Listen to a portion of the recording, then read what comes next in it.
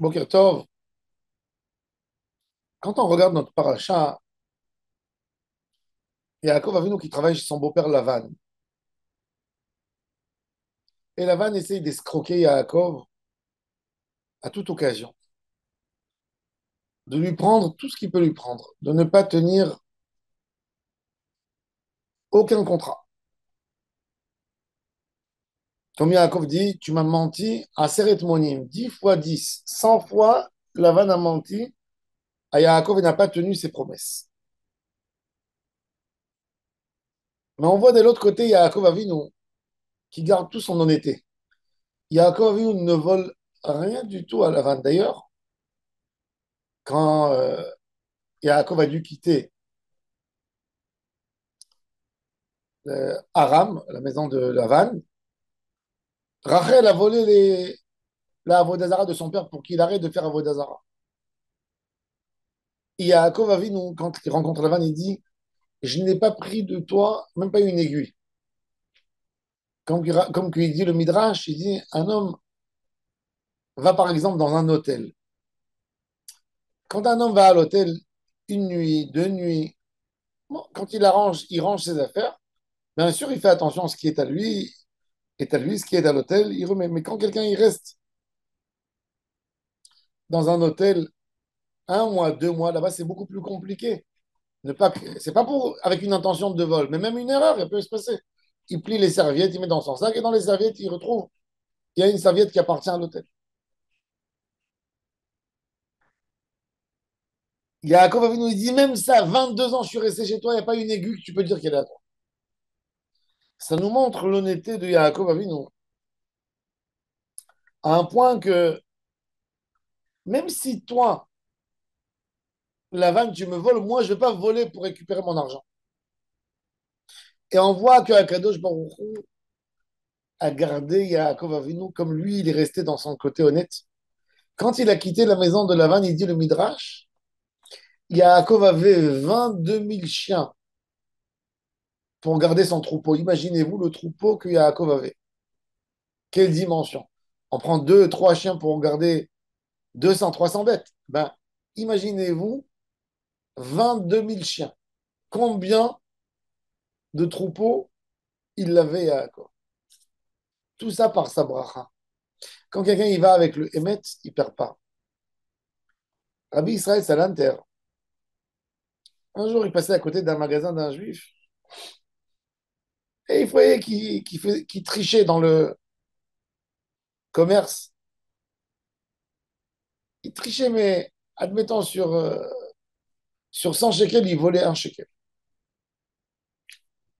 Et il lui a dit, c'est tellement bête que tu perds la protection divine d'Hachem. Mais je vais t'expliquer pourquoi même dans ta vie réelle, tu ne gagnes pas. Il a dit un jour, il y avait un juif qui achetait de la récolte chez les agriculteurs polonais. Il les achetait dans les villages.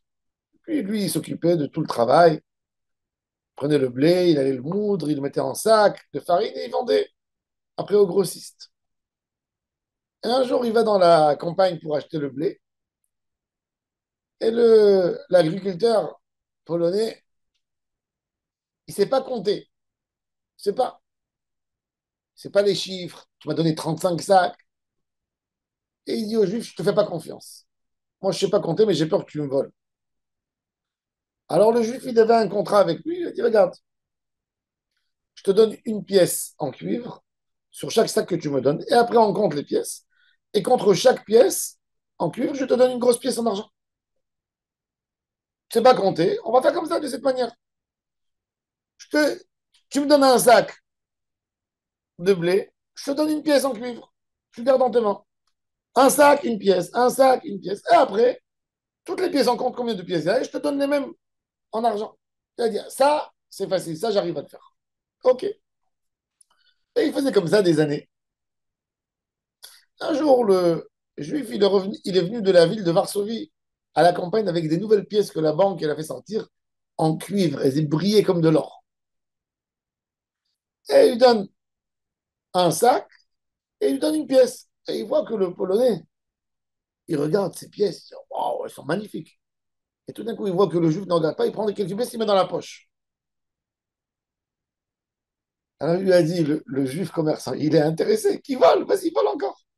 Sur chaque pièce que tu mets dans ta poche, tu perds une grosse pièce en argent. Tu prends du cuivre. Et il dit, eh ben, c'est exactement ça. Quelqu'un, il pense qu'il gagne dans la vie quand il fait des petits coups. Il pense qu'il a gagné 10 shekels ici, 100 shekels ici. Mais il a perdu toute la bracha d'Akadosh Baruch Hu. Quand quelqu'un, il est émet, il est honnête, personne qui peut lui prendre son argent. La bracha, c'est pas combien d'argent va rentrer dans ton compte de banque. Combien au total tu vas ramasser. C'est qu'est-ce que tu vas faire avec cet argent. Des fois, j'ai pris 100 000. Tu as gagné 100 000. Tu crois? Oh, j'ai gagné. J'étais un peu malin. J'ai pris 100 000. Qu'est-ce que je me il fait? Un dégât dans la voiture. Les 100 000 sont partis à l'eau. Tandis que l'autre qui est émet, que je me le préserve. Mon grand-père, Zichrono Livracha, un homme qui était très connu par sa droiture, un jour, il a perdu son portefeuille. Il est arrivé à la maison, il a vu que son portefeuille, qui était plein d'argent, n'était pas sur lui. Il a dit à mon père, va dans cette route où je vais au magasin, parce qu'il marchait toujours sur le même trottoir. C'était quelqu'un avec les yeux toujours baissés par terre, il regardait jamais. Il dit, va, tu vas me trouver mon portefeuille. Mon père lui dit, papa, on est dans la ville, il y a tellement d'Arabes, qu'est-ce que tu racontes? Tu as perdu ça peut-être ce matin, tu me dis, va chercher. Qu'est-ce que maintenant je vais sortir 10 minutes pour aller chercher ton portefeuille? Il n'y a pas ton portefeuille, il n'existe pas. Une minute après qu'il est tombé, il n'existe pas. Il lui a dit, je te demande d'aller voir. Et mon père, pour faire kibout d'avayen, il est parti. Il va au magasin et il trouve le portefeuille par terre. Et il le ramène à la maison. Et mon père, il est affolé. Il dit, papa, tu es prophète. Regarde le miracle. Et mon grand-père lui a dit, mon fils, c'est pas un miracle. Mon argent, je l'ai reçu avec honnêteté. J'ai jamais volé. Même s'il reste un an par terre, personne qui peut me le prendre. Mon argent, personne qui pourra le prendre, même s'il est posé par terre. Parce que je n'ai jamais fait rentrer dans ma poche une pièce qui ne m'est pas revenue. Quand quelqu'un il est yachar, à Kadosh Baruch Hu lui garde, il dit le Midrash. Lavan faisait des coups à Yaakov Avinu. Il dit, tu vas recevoir tel mouton d'après les conditions. S'il a un trait, il est à toi. Quand il finissait, qu'est-ce qu'il faisait? Il disait non, c'est pas ça le contrat. Depuis maintenant, on change de contrat. Ça, c'est à moi. Le Midrash, il dit que tous les soirs, les anges y venaient, ils changeaient la couleur des moutons, ils les prenaient, ils les mettaient dans le troupeau de Yaakov. Lavan, il pensait qu'il a gagné. Il n'a rien gagné. Quand quelqu'un y va avec le Hémet, avec l'honnêteté, l'honnêteté, c'est la Emouna. Si je sais qu'Akadosh Baruch Hu veut me donner tant et tant, je suis honnête, je n'ai pas besoin de mentir pour recevoir de l'argent. Ce que je suis honnête, je dis un, 2, 3, je pense, j'estime ça et ça. Je n'ai pas besoin de t'arranger la chose, de te la décorer. Tout va me revenir. Tout va revenir. Le Hémet, il tient. Le Hémet, la lettre Aleph, il a deux pieds. Le Mem, il a deux pieds en bas. Le Taf, il a deux pieds en bas. Le Sheker, le Shin, il a un pied. Le Kouf, il a un pied et le Resh, il a un pied. C'est pas stable. Le Sheker n'est pas stable. Il tient pas longtemps. Le Hémet, quand quelqu'un il est Hémet, il est honnête dans son commerce. Il est droit. Il a une droiture. Il prend rien du tout qui n'est pas à lui. Son argent, il reste, fructifie, il grandit, il se multiplie et il lui amène la beracha. Baruch Adonai Leolam. Amen.